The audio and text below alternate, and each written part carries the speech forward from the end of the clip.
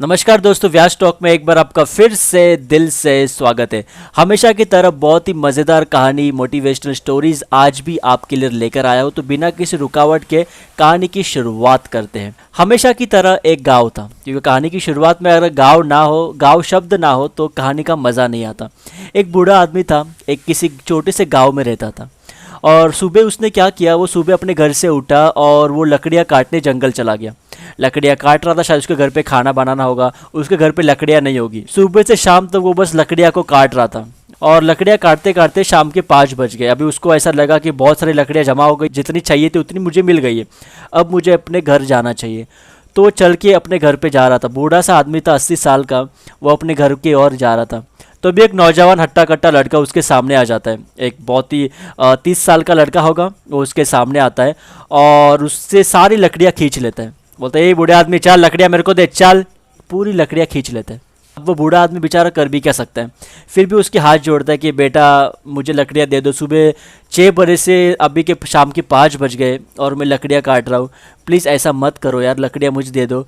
मेरी बीवी मेरा घर पे इंतज़ार कर रही है, घर पे लकड़ियाँ नहीं है। अगर लकड़ियाँ नहीं होगी तो आश्रम का मुझे खाना नहीं मिलेगा, खाना नहीं बनेगा तो खाना हम खा नहीं पाओगे। तो प्लीज़ रिक्वेस्ट करता हूँ कि लकड़ियाँ मुझे दे दो। बूढ़ा आदमी बहुत ही विनती कर रहा था उससे कि प्लीज़ प्लीज़ प्लीज़, हाथ जोड़ रहा था। लेकिन पता नहीं उस नौजवान लड़के को क्या मस्ती सूझी थी। उसने कहा, नहीं, मैं लकड़ियाँ नहीं दूंगा, ये लकड़ियाँ मैंने खींची है। अगर तुझे लकड़ियाँ चाहिए तो एक काम कर, अपनी ताकत दिखा और लकड़ियाँ मेरे से खींच ले। अब बूढ़ा आदमी बोलता है, अरे बेटा क्या मस्ती कर रहे हो यार, प्लीज़ लकड़ियाँ दे दो। तुम्हें भी पता है कि अब मेरे में वो ताकत नहीं है कि मैं तुमसे वो लकड़ियाँ खींच पाऊँ और तुमसे लकड़ियाँ छीन पाऊँ। तो प्लीज़ मस्ती मत करो, लकड़ियाँ मुझे दे दो। बट वो नौजवान सुनने को तैयार नहीं था। बोलता, नहीं, अगर लकड़ियाँ चाहिए तो अपनी ताकत दिखाओ। मैंने अपनी ताकत दिखा दी और मैंने तुमसे लकड़ियाँ खींच ली, अभी तुम अपनी ताकत दिखाओ और लकड़ियाँ छीन के ले जाओ। अब वो बूढ़ा आदमी क्या कर सकता था, लकड़ियाँ तो वो खींच नहीं सकता था उस नौजवान से। तो निराश के साथ अपने घर की ओर चला जाता है। बोलता है, बेटा माफ़ करना, भगवान तेरा भला करे, और चला जाता है। नौजवान जो था वो बहुत ही खुश हो जाता है। बोलता है, देखा आज मैंने अपनी ताकत से लकड़ियाँ हासिल कर ली, और अपने घर की ओर चला जाता है। जब वो नौजवान लड़का अपने घर की ओर जा रहा होता है, लकड़ियों को पकड़ के, लकड़ियों को अपने कंधों पर लेके, तो एक छोटा सा हिस्सा उसके अंगूठे पर छुप जाता है। लकड़ी का हिस्सा उसके अंगूठे पर छुप जाता है और उसके अंगूठे से खून निकलना स्टार्ट हो जाता है। वो देखता रहे, यार खून आ गया, तो डॉक्टर के पास चला जाता है। डॉक्टर उसके अंगूठे को देखकर बोलता है कि बेटा ये कोई छोटा सा मामूली सा जख्म नहीं है, जख्म मुझे थोड़ा बड़ा लग रहा है, तो आज मैं तो इससे पट्टी बांध देता हूँ, पट्टी लगा देता हूँ। एक काम करना, 3 दिन बाद वापस आना। 3 दिन बाद तुम अगर वापस आओगे तो मैं एक बार चेक करूँगा, और पक्का आना, बिकॉज जख्म बहुत ज़्यादा है। वो लड़का बोलता है, ठीक है। घर की ओर चला जाता है। 3 दिन बाद फिर से आता है, बोला, डॉक्टर मेरा अंगूठा चेक करो। डॉक्टर उसकी पट्टी खोलता है। खोलने के बाद पता चलता है कि ज़ख्म तो बहुत ज़्यादा हो गया है। डॉक्टर बोलता है, बेटा बहुत ज़ख्म बहुत ज़्यादा है, आज अंगूठा काटना पड़ेगा। लड़का पागल हो जाता है, बोलता, क्या बोल रहा हो डॉक्टर, एक लकड़ी का टुकड़ा ही तो चुभा था, उससे अंगूठा काटना पड़ेगा? अरे यार डॉक्टर प्लीज़ कुछ कीजिए कीजिए, क्या हो रहा है मेरे साथ, अंगूठा तो नहीं काटूंगा मैं। डॉक्टर बोलते, बेटा अंगूठे तो काटना पड़ेगा, अगर अंगूठा नहीं काटा आज तो तेरा हाथ काटना पड़ेगा, पूरा जहर तेरे हाथ में फैल जाएगा और हाथ काटना पड़ेगा। अब बेचारा क्या करता। वो लड़का ने बोला, ठीक है यार, भी हाथ काटने से अच्छा अंगूठा काटना ही अच्छा है। ठीक है डॉक्टर, अंगूठा काट लीजिए।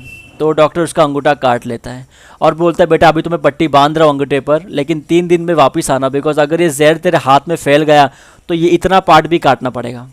लड़का बोलता है, ठीक है, बहुत निराश होकर अपने घर की ओर जाता है। 3 दिन बाद वापस से आता है डॉक्टर के पास। बोलता, डॉक्टर चेक कीजिए। डॉक्टर बोलता है, बेटा जख्म और भी फैल चुका है, अभी ये भी काटना पड़ेगा। उस लड़के के तो पूरे होश ही उड़ जाते। बोलते हैं, यार एक लकड़ी के टुकड़े की वजह से आज मेरे क्या नौबत आ गई है, मेरी लाइफ में क्या हो रहा है, परेशानी। बोलता है, ठीक है डॉक्टर, अब क्या करें। तो डॉक्टर उसकी यही इतना पार्ट भी काट लेते हैं। डॉक्टर बोलते हैं, 3 दिन बाद वापस से आना। जब 3 दिन बाद वापस आओगे तो फिर से एक बार चेक करूँगा, अगर जख्म ठीक नहीं हुआ तो ये पूरा हाथ का यहाँ से काटना पड़ेगा। अब लड़के के तो होश ही उड़ जाते। वो बोलता है कि यार इससे अच्छा तो मरना ही अच्छा है, क्या हो रहा है मेरे साथ लाइफ में, पता नहीं क्या हो रहा है। 3 दिन बाद वापस आता है। डॉक्टर बोलता है, अभी तेरा ये भी काटना पड़ेगा, इतना पार्ट भी काटना पड़ेगा। तो डॉक्टर उसके ये पूरा हाथ काट लेता। डॉक्टर बोलते, 3 दिन बाद वापस आना, अगर ठीक नहीं हुआ तो ये हाथ भी जाएगा। लड़का पूरा परेशान होकर, पूरा निराश होकर, आंखों में आंसू, रोते हुए अपने घर की ओर जाता है। 2 दिन बाद उसके घर पे उसका एक फ्रेंड आता है, जो 1 महीने पहले उससे मिला था। 1 महीने बाद वो उससे मिल रहा है और उसके घर पे आता है। उसकी हालत देखकर उसका एक हाथ नहीं होता, उसकी हालत देखकर पूछता, अरे ये क्या हो गया तेरे को? 1 महीने पहले तो हम जब मिले थे तभी तो तेरा हाथ बहुत सही था, क्या हो गया? एक्सीडेंट हो गया, गिर गया? बाइक से गिरा होगा ना, पक्का तो बाइक से गिरा होगा। बहुत सारे प्रश्न होते हैं उस दोस्त की ओर। अब वो दोस्त बोलता है, कहाँ बाइक से गिरा यार, अगर बाइक से गिरता ना तो भी इतना प्रॉब्लम नहीं होता जितना एक लकड़ी के टुकड़े से मेरा प्रॉब्लम हो रहा है। अब उसका दोस्त को समझ में नहीं आता, बोलता है क्या क्या बोल रहा है, प्लीज़ थोड़ा एक्सप्लेन कर, थोड़ा डिटेल में बता। अब वो लड़का उसके पूरी कहानी बताता है कि एक दिन मैं जंगल में गया था, ऐसा हुआ, सब कुछ बताता है। एक लकड़ी का टुकड़ा मेरे अंगूठे में चुभा और उस छोटे से टुकड़े की वजह से आज मेरे पास हाथ नहीं है और डॉक्टर बोल रहा है ये हाथ भी काटना पड़ेगा, दोनों हाथ काटने पड़ेंगे। तो उसका दोस्त सोच में पड़ जाता है कि ऐसा कैसे हो सकता है यार, मेरे भी हाथ में बचपन में बहुत लकड़ी का टुकड़ा या बहुत सारी सुई भी चुभी है, बहुत कुछ हुआ है, लेकिन कभी ऐसी नौबत नहीं आई। उसका दोस्त बोलता है ज़रूर यार कुछ अलग ही है इसके पीछे यार, ऐसा तो कभी होता नहीं किसी के साथ। तो दोनों सोच में लग जाते हैं कि ऐसा क्या हुआ होगा। तभी उसका जो दोस्त होता है वो उस लड़के को बोलता है, हाँ मुझे एक चीज़ का अंदाज़ा लग रहा है और ये चीज़ हो सकता है। उसका दोस्त बोलता है, क्या यार बता क्या हुआ होगा? बोलता, तूने उस बूढ़े आदमी के हाथ से ज़बरदस्ती लकड़ी खींची थी? वो लड़का बोलता है, हाँ बिल्कुल ज़बरदस्ती खींची थी मैंने लकड़ी। तो उसका दोस्त बोलता है कि हाँ मैं ये बात को समझ गया, तूने उस बूढ़े आदमी के हाथ से जो लकड़ी खींची थी ना, तो वो बूढ़ा आदमी ज़रूर कुछ मंत्र जानता होगा, तो उसने तुम्हें श्राप दिया होगा, कुछ मंत्र देकर तुम्हें कुछ बोल दिया होगा और तुम्हारी ये हालत हो गई होगी। एक काम कर, अभी के अभी उस बूढ़े आदमी के पास जा, माफ़ी मांग, सारी लकड़ियाँ लेकर जा भाई, लकड़ियाँ लेकर जा, माफ़ी मांग, पैर पड़ उसके, और उसके पास अभी के अभी जा, बिना टाइम को वेस्ट किए हुए। तो वो लड़का क्या करता, सारी लकड़ियाँ लेकर उस बूढ़े आदमी के पास भाग जाता है। उस बूढ़े आदमी का घर उसको मिलता नहीं, लेकिन उसको याद आता है कि वो बूढ़ा आदमी उसे बता रहा था कि उसका घर जो है वो 1 किलोमीटर की दूरी पर है, एक झोपड़ी में वो रहता है। तो बहुत सारी झोपड़ी वहाँ पे होती है, वो ढूंढ लेता है उस आदमी को, बूढ़ा आदमी, उसका घर उसको मिल जाता है। वो घर में सो रहा होता है। अब वो लड़का उस बूढ़े आदमी को देखकर बहुत ही भावुक हो जाता है, रोने लगता है और बूढ़ा आदमी उठ जाता है। बोलता, बेटा क्या हुआ? तो बोलते, बाबा आपने मुझे पहचाना? बहुत ही आंखों में नमी होती है उसके, और वो बोलता है कि 1 महीने पहले की बात है, आप लकड़ियाँ लेकर जा रहे थे जंगल से और मैंने आपसे लकड़ियाँ खींची थी, आपको शायद याद होगा। तो बूढ़ा आदमी बोलता है, हाँ बेटा मुझे याद है। तो वो लड़का बोलता है, बाबा ये सारी लकड़ियाँ मैं लेकर आया हूँ आपके लिए, सभी लकड़ियाँ आप रख लो, और ऊपर से मैं कुछ पैसे भी लेकर आया हूँ, आप पैसे भी रख लो, मुझे माफ़ कर दो बाबा, मेरे पास हाथ भी नहीं है हाथ जोड़ने के लिए, सिर्फ एक ही हाथ बचा हुआ है, और आपने क्या मंत्र किया है बाबा, से माफ़ी मांगता हूँ, प्लीज़ आप मुझे माफ़ कर दीजिए, मैं आपसे दिल से माफ़ी मांगता हूँ, कभी दोबारा ऐसा कभी किसी के साथ नहीं करूँगा। आपने क्या मंत्र किया, आपको क्या जादू टोना आता है, आपने क्या किया है? क्योंकि जिस दिन से मैं लकड़ियाँ लेकर आपसे यहाँ से निकला, उस दिन से मेरी लाइफ में बहुत प्रॉब्लम्स क्रिएट हो रहे और मेरा हाथ चला गया, डॉक्टर बोलते याद भी चला जाएगा, तो प्लीज़ मेरी मदद कीजिए बाबा प्लीज़। आज के बाद मैं ऐसा कभी नहीं करूँगा, आपके साथ ही नहीं किसी के साथ भी ऐसा कभी नहीं करूँगा। आपने ऐसा क्या किया, आप मंत्र वापस ले लो। तो बूढ़ा आदमी बोलता है, मैंने तो ऐसा कुछ मंत्र बोला ही नहीं बेटा। लड़का बोलता, प्लीज़ बाबा अब और परीक्षा मत लो मेरी, प्लीज़ बाबा, मुझे अपनी गलती का एहसास हो गया है बाबा, प्लीज़ बाबा।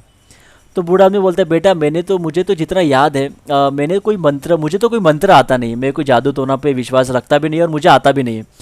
हाँ लेकिन एक चीज़ है जो मैंने उस दिन शायद, हाँ ये चीज़ हो सकती है। अब वो बूढ़ा आदमी बोलता है कि बेटा जब तुम अपनी ताकत को दिखा के मेरे से वो लकड़ियाँ को खींच रहे थे, तुमने अपनी ताकत दिखा दी थी, राइट? मेरे पास तो वो टाइम पे ताकत थी नहीं, तो मैं कुछ कर नहीं सकता था, बहुत ही मजबूर था, लाचार था मैं, और तुम बाजी जीत गए, तुमने लकड़ियाँ को लेकर तुम चले गए।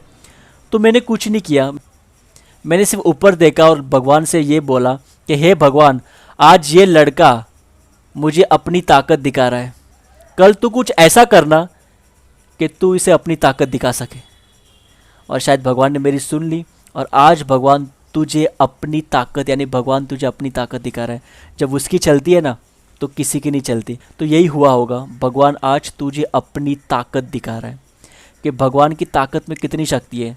तुझे शायद बहुत घमंड होगा, बहुत गर्व होगा अपनी ताकत पर, तुझे ऐसा लग रहा भी होगा कि मुझसे कोई जीत नहीं सकता, मेरे पास बहुत ताकत, मेरी ताकत का कोई मुकाबला नहीं कर सकता, तुझे ऐसा लगा होगा। और आज इस स्टोरी से हमें यही सीखने मिलता है कि कभी किसी के मजबूरी का फ़ायदा नहीं उठाना चाहिए, चाहे वो बूढ़ा आदमी क्यों ना हो, चाहे वो नौजवान ही क्यों ना हो, कभी भी किसी के मजबूरी का फ़ायदा मत उठाओ यार, बिकॉज ऊपर वाला सब देख रहा होता है और कभी ना कभी हमें भी उस सिचुएशन में डाल देते हैं। उम्मीद करता हूँ दोस्तों आपको एक छोटी सी कहानी बहुत पसंद आई होगी। अगर वीडियो अच्छा लगा होगा तो वीडियो को लाइक कीजिएगा, अपने दोस्तों के साथ शेयर कीजिएगा और नीचे कमेंट कीजिएगा कि आपको कहानी कैसी लगी। बहुत ही जल्द मिलूंगा आपको एक नए वीडियो के साथ आपके अपने चैनल व्यास टॉक पर। तब तक अपना ध्यान रखिए, stay safe, stay focus, keep learning. This is Mayur Vyas signing out.